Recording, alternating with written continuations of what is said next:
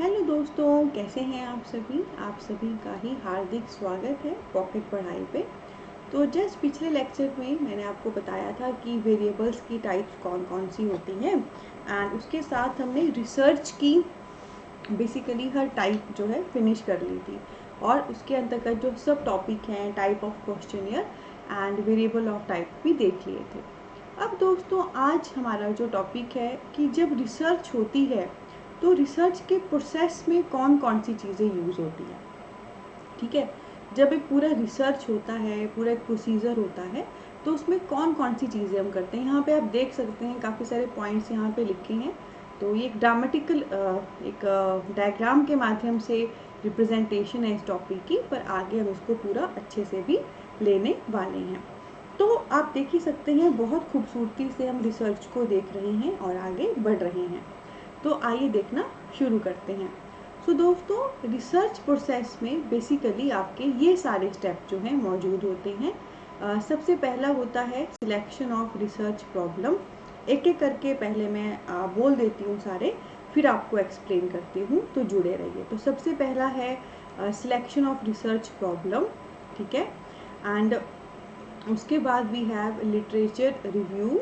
ठीक है, then we have making hypothesis, preparing the research design, sampling में दो टाइप्स हैं, probability sampling and non probability sampling। Data collection में दो टाइप्स हैं, primary and secondary data. Then data analysis, hypothesis and preparation of report. ठीक है, तो research process में बेसिकली ये 9 स्टेप्स रहते हैं और ये जो स्टेप्स हैं दोस्तों ये क्रोनोलॉजिकली दिए गए हैं, यानी कि सबसे पहले वो स्टेप दिया गया है जो हम सबसे पहले करते हैं और सबसे एंड में वो स्टेप दिया गया है जो सबसे एंड में करते हैं। तो एक्चुअली में सीक्वेंस ये होता है 1 से 2, 2 से 3 एंड 9। ठीक है, सबसे पहला स्टेप सबसे पहले करेंगे, उसके बाद जो स्टेप दिया गया है फिर करेंगे और उसी श्रेणी में हम आगे बढ़ेंगे। तो ये तो हो गया रिसर्च प्रोसेस के बेसिकली 9 पॉइंट्स कौन से हैं, उनके सब पॉइंट्स कौन से हैं। जैसे कईयों में हमने सब पार्ट भी पढ़े, जैसे सैम्पलिंग में probability and non probability, data collection में प्राइमरी एंड सेकेंडरी डाटा। अब आइए इसी हर पॉइंट को एक एक करके समझते हैं कि इसमें क्या क्या है। तो सबसे पहला पॉइंट दोस्तों इसमें जो हमारे पास होता है that is selection of research problem. तो सबसे पहला पॉइंट होता है ऑब्वियसली जब आप रिसर्च शुरू करोगे ना तो कोई ना कोई टॉपिक आप लोगे, है ना, कोई ना कोई टॉपिक आप लोगे, कोई ना कोई प्रॉब्लम आप लोगे जिसके बारे में आपने रिसर्च करनी है। तो सबसे पहला पॉइंट तो यही है, सिलेक्शन करिए उस टॉपिक को जिसके बारे में आपने रिसर्च करनी है। उसके बाद दूसरा पॉइंट है लिटरेचर रिव्यू। तो जो भी अब ऑब्वियसली हम लिटरेरी रिसर्च पढ़ रहे हैं तो प्रॉब्लम में हम कोई ना कोई लिटरेचर ही लेंगे ना जिसके बारे में हम रिसर्च करेंगे। तो पहले में तो वो आपने चूज़ कर लिया लिटरेचर एज अ प्रॉब्लम जिसके बारे में आपने रिसर्च करनी है। फिर दूसरा आप उस लिटरेचर का रिव्यू करोगे, मतलब उसके बारे में थोड़ा जांचोगे, पढ़ोगे कि अच्छा ये लिटरेचर क्या है, पोइट्री है, ड्रामा है, फिक्शन है, एंड क्या थोड़ा सा स्टोरी लाइन कैसी है, राइटर कौन है, कब आया, तो थोड़ा सा उसके बारे में आप जानोगे कि क्या है एंड ऑल। उसके बाद तीसरा है मेकिंग हाइपोथेसिस।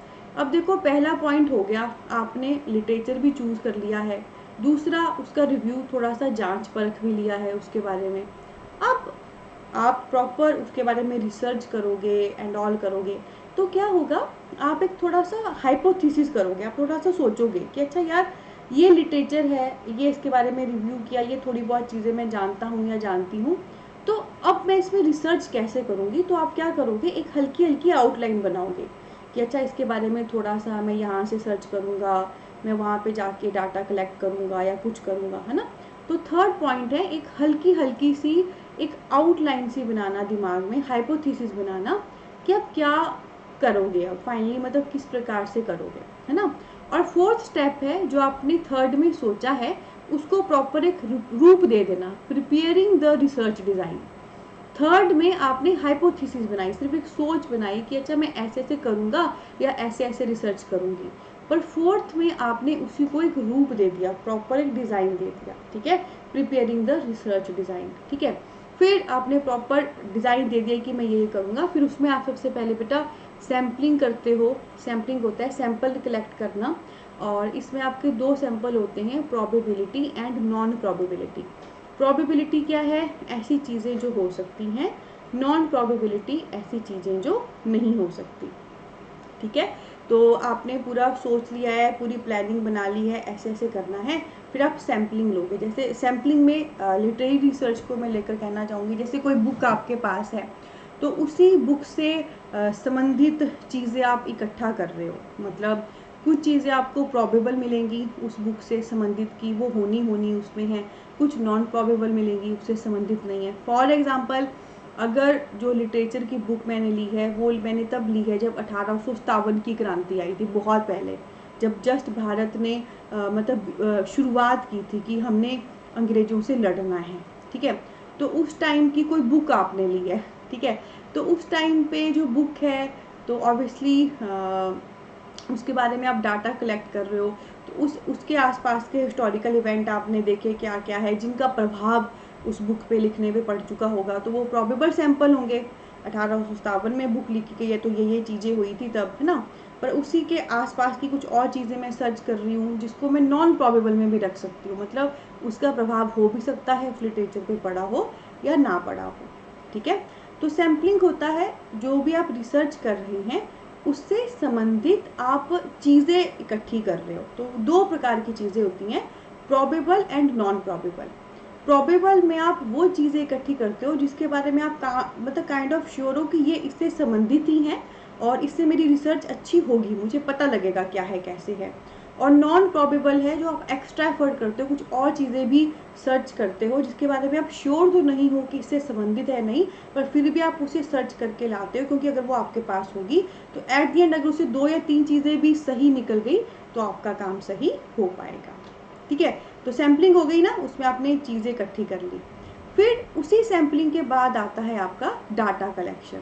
तो आपने जो सैंपल लिए हैं प्रोबेबल जो सही हैं या नॉन प्रोबेबल जो सही नहीं है या थोड़े बहुत सही हो सकते हैं, फिर आप उसी का ही एक डाटा बनाते हो, पूरा चीज़ा डाटा बनाते हो।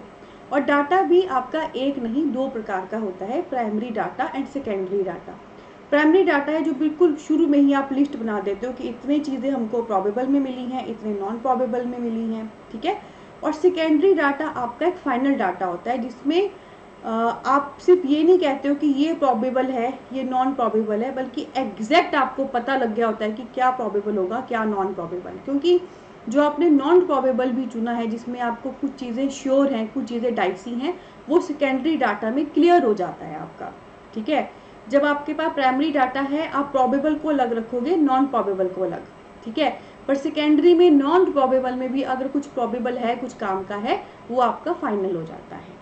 ठीक है, तो डाटा में भी दो होते हैं, प्राइमरी जो बिल्कुल शुरू में किया, सेकेंडरी जो बाद में फाइनल किया।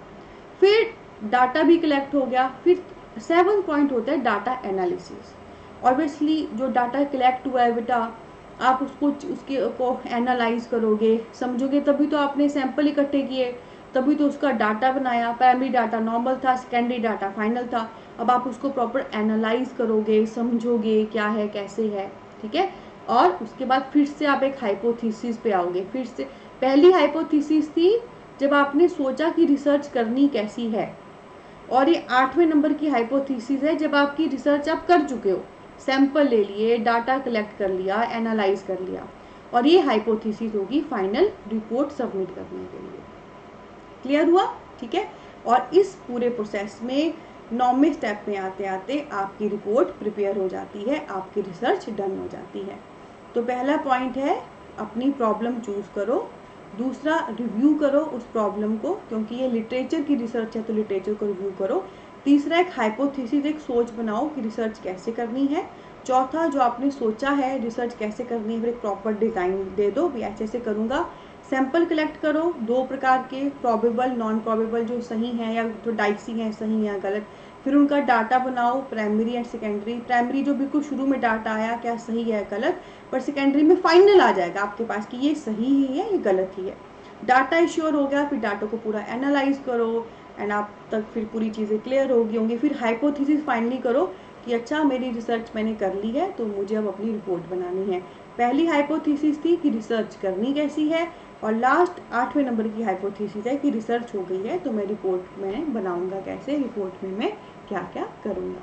तो दोस्तों ये जो रिसर्च प्रोसेस है ये इम्पॉर्टेंट होता है उन सभी के लिए जो एमफिल या पीएचडी करते हैं या पोस्ट पीएचडी करते हैं। ठीक है, तो आई होप आपको ये सारा क्लियर हो गया होगा। ये हर एक पॉइंट गागर में सागर है और हर एक पॉइंट पूरा कॉन्सेप्ट है। ध्यान रखना हर पॉइंट को सीक्वेंस में करना और अच्छे से समझना। तो दोस्तों कैसा लगा आपको हमारा सेशन? अगर अच्छा लगा हो तो हमारी वीडियो को लाइक करें एंड हमारे चैनल को सब्सक्राइब करें और शेयर करें उन सभी लर्नर्स के साथ जिनके काम ये वीडियो आ सकती है। और एक बात मैं कहना चाहती हूँ कि इंडिया का सबसे पहला जो पॉकेट फ्रेंडली एजुकेशन ऐप है पॉकेट पढ़ाई, उसका लिंक नीचे डिस्क्रिप्शन में दिया गया है, जहाँ पर आगामी एनटीए के एग्ज़ाम के लिए full flashed paper English literature पे लॉन्च हो चुका है। तो आज ही आप उसका हिस्सा बन सकते हैं। ठीक है, और साथ में दोस्तों बहुत ही खूबसूरत परिवार है हमारा अनअकैडमी पर, टेलीग्राम पर, इंस्टा पर एंड फेसबुक पेज पर। तो आप सब जगह हमें फॉलो कर सकते हैं, लिंक नीचे डिस्क्रिप्शन में दिया गया है। बहुत सारा प्यार, बहुत सारी ब्लेसिंग मिलेंगे आने वाले लेक्चर में एक और ऑसम ब्लॉसम लेक्चर के साथ। Take care, bye bye.